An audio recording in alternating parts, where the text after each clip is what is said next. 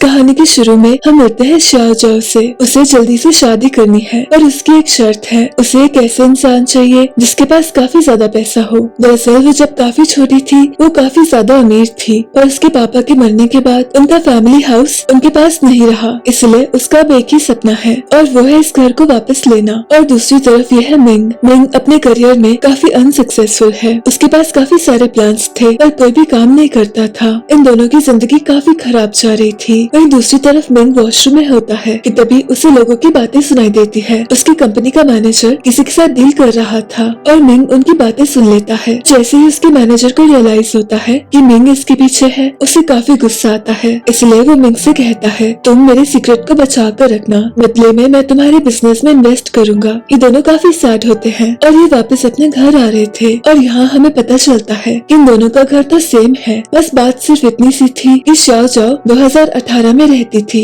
और मिंग रहता था 1998 में। इसी बीच कुछ ऐसा होने लगता है कि इन दोनों की टाइमलाइंस आपस में मिलने लगती है। ये जो भी कर रहे थे उसका असर इन दोनों पर हो रहा था। इन्हें काफी फ्रस्ट्रेशन होती है और ये परेशान होकर सीधा सोने चले जाते हैं। और जब रात को ये सो रहे थे तो काफी अजीब सी चीजें होती है और सुबह जब इनकी आंखें खुलती है ये दोनों एक ही बिस्तर पर सो रहे थे। xiao zhao को लगता है कि उसके घर में मिंग घुस आया है, उस पर काफी गुस्सा होती है और कुछ ही देर में इन दोनों को रियलाइज होता है कि कुछ तो अजीब है, क्योंकि इन दोनों का घर अब सेम था। इनका दरवाजा भी दो तरीके से खुलता था। एक दरवाजा 1998 में जाता था। xiao zhao को सब याद आता है, उस दौरान की सारी चीजें उसके सामने आती हैं और दरवाजे की दूसरी तरफ 2018 में जाती थी। मिंग को रियलाइज होता है कि समय काफी बदल चुका है, लोगों ने काफी ज्यादा तरक्की कर ली है और टेक्नोलॉजी उसे सबसे ज्यादा पसंद आई। ये दोनों दरवाजे को साथ में खोलने की कोशिश करते हैं पर वैसा नहीं हो पाता। उनके घर और ज्यादा मिलने लगते हैं। ये डिसाइड करते हैं कि अब ऐसा कुछ नहीं करेंगे। इसके बाद ये अपने सामान को ढूंढने लगते हैं। इसी बीच मिंग को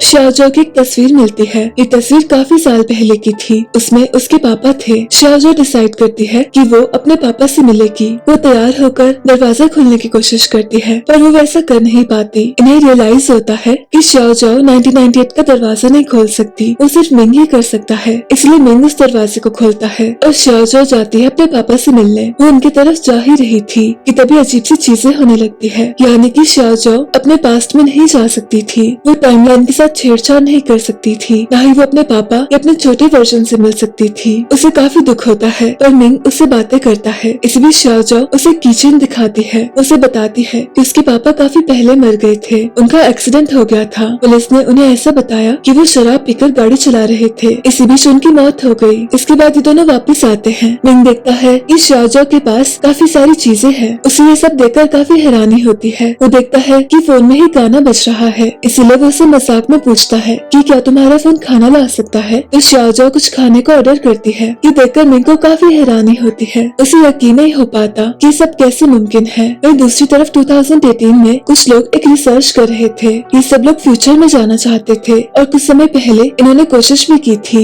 इनके इस एक्सपेरिमेंट की वजह से xiao zhao और मिंग की जिंदगी में ये बदलाव आ गए थे। फ्यूचर में जाने की जगह इन्होंने गलती से पास्ट की टाइमलाइन को खोल दिया था। और दूसरी तरफ ये दोनों काफी परेशान होते हैं और इसी बीच ये काफी सारी बातें करते हैं और इन दोनों में थोड़ी जान पहचान हो जाती है। और अगली सुबह दोनों अपने काम पर जाते हैं। वही मिंग अपने मैनेजर के पास जाता है। उसे अपने काम के लिए फंड्स चाहिए थे और उसके मैनेजर को उसके प्रोजेक्ट और उसके काम में यकीन नहीं था। वहीं दूसरी तरफ xiao zhao एक स्टोर में काम करती थी। इसी बीच उसे रियलाइज होता है कि उसकी पुरानी दोस्त आई है, इसलिए वो ऐसे एक्ट करती है जैसे वो एक कस्टमर है। वो अपनी पुरानी दोस्त से बातें करती है। वो अपनी दोस्त को बताती है कि उसकी शादी हो गई है, वो भी काफी अमीर इंसान से, इसलिए उसकी दोस्त उसे डिनर के लिए इनवाइट करती है। वही शाम को वो वापस आ रही थी। इसी बीच उसे केक दिखाई देता है। उसका उसे खाने का काफी मन होता है पर वो उसे अफोर्ड नहीं कर सकती थी। वो जल्दी से घर आती है और मिंग के लिए एक सूट लेकर आती है। इसके बाद ये दोनों उसकी दोस्त से मिलने जाते हैं। xiao zhao ने मिंग को समझा दिया था कि उसे ऐसे पेश आना है जैसे वो उसका पति है। ये साथ में डिनर कर रहे थे। इस बीच xiao zhao मिंग की काफी तारीफें करती है कि कैसे उसने उसे काफी सुंदर सी अंगूठी दी है। और इसी बीच सबको रियलाइज होता है कि मिंग में कुछ तो गड़बड़ है। उसे काफी सारे सवाल किए जाते हैं पर उसके पास कोई खास जवाब नहीं होता।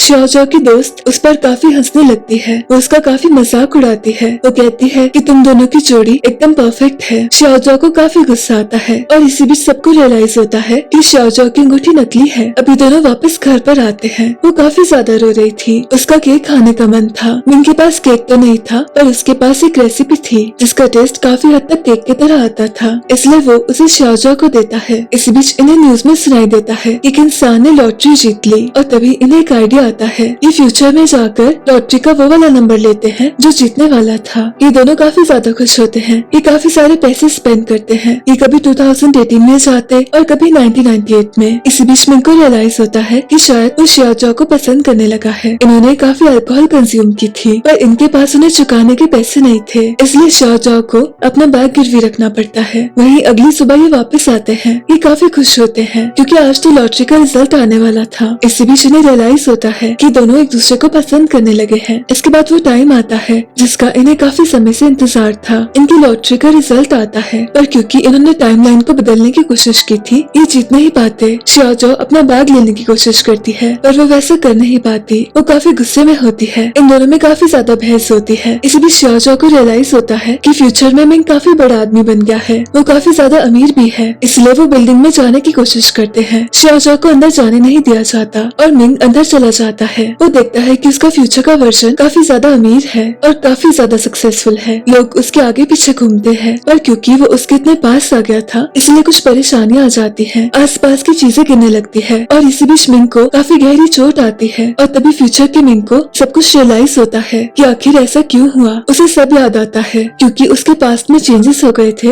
वो सब चीजें उसकी जिंदगी में ऐड हो गई थी। इसी बीच xiaozhou मिंग के पास आती है और तभी फ्यूचर वाला मिंग उसे देख लेता है। दरअसल जिस साइंटिस्ट ने इस टाइमलाइन को खोला था वो फ्यूचर वाले मिंग के लिए काम करता था। ये दोनों आपस में डिस्कस कर रहे थे कि आखिर क्या गड़बड़ हो गई है। इन्हें रियलाइज होता है कि इस गलती को सुधारना होगा वरना सब कुछ गायब हो सकता है, क्योंकि अगर पास्ट में कोई भी चेंज आया तो सब कुछ अलग हो सकता है। वही xiaozhou काफी खुश होती है ये जानकर कि मिंग फ्यूचर में अमीर हो जाएगा। मिंग अपने मैनेजर के पास जाता है। वो कहता है कि उन्हें उसके पैसों की जरूरत नहीं है क्योंकि वो बड़ा आदमी बन ही जाएगा उसके पैसों के बिना। ये सुनकर मैनेजर को काफी गुस्सा आता है पर इसी बीच वहाँ कोई आता है जिस वजह से मिंग को वहाँ से जाने के लिए कहा जाता है। वही 2018 में xiaozhou से मिलने फ्यूचर वाला मिंग आता है। वो कहता है उसे सब कुछ याद आ गया है क्योंकि उसके पास में चेंजेस आ गए थे। वो उसके साथ डिनर करता है और उसे काफी कुछ समझाता है। वो कहता है कि तुम्हें मिंग से दूर होना होगा और वैसे भी वो पास्ट का मिंग है, तुम मेरे साथ आ जाओ, मैं तुम्हारा ध्यान रख सकता हूँ। तुम्हें जितने पैसे चाहिए तुम मुझसे ले सकती हो। xiaozhou को रियलाइज होता है कि फ्यूचर वाला मिंग काफी अजीब है। वो उसे कहता है कि अगर उसने उसकी बात नहीं मानी तो हो सकता है कि मिंग की जान को खतरा हो जाए। वो उसे ड्रॉप करने जाता है। वही मिंग उसके लिए खाना बना रहा था। मिंग को रियलाइज होता है कि xiaozhou फ्यूचर वाले मिंग के साथ आई है। उसे ये देखकर काफी अजीब लगता है और वापस आते ही xiaozhou उसे कहती है कि वो उसे छोड़कर जा रही है। वो दोनों इस घर में साथ नहीं रह सकते और फ्यूचर वाला मिंग उसे खुश रख सकता है, उसे पैसे दे सकता है और फर्क भी क्या ही पड़ता है क्योंकि दोनों सेम इंसान हैं।